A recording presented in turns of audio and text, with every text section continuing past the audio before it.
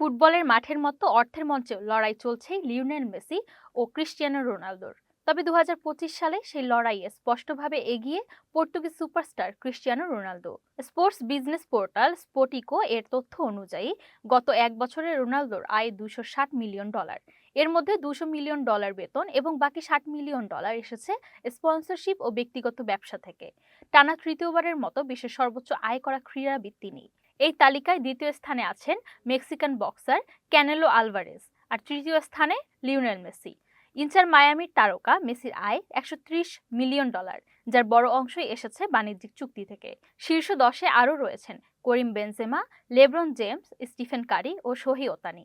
সব মিলিয়ে 2025 সালের আয়ের হিসাবে আবারও মেসিকে টপকে গেলেন ক্রিস্টিয়ানো রোনালদো।